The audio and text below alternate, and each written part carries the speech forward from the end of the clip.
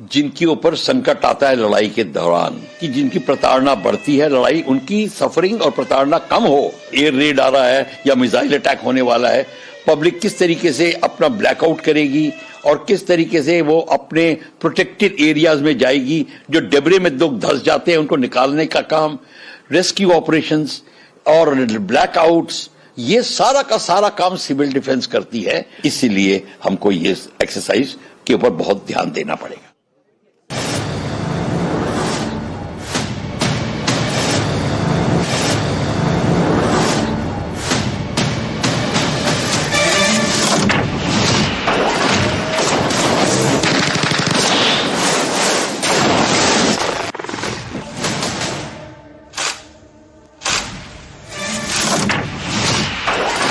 आजमाने की कोशिश की, फिर तो जवाब भी उतना ही प्रचंड मिला। आतंकवाद को धूल समेत उखाड़ने का हमारा संकल्प है और वो सिद्ध होगा। 22 এপ্রিল হাজার হাজার পর্যটক ভূস্বর্গ একটা উপলব্ধি করতে গিয়েছিলেন।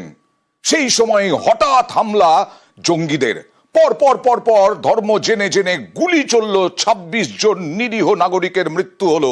আর আজকে বিস্ফোরক অভিযোগ কংগ্রেস সাংসদ মল্লিকার্জুন খার্গে। 3 দিন আগে নাকি রিপোর্ট গেছে প্রধানমন্ত্রীর কাছে, প্রধানমন্ত্রী আমলই দেননি, এরকমটাই অভিযোগ করছেন তিনি।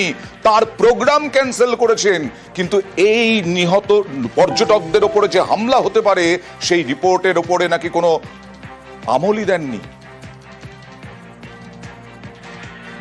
22 तारीख को देश में एक बहुत बड़ा आतंकवादी हमला हुआ। 26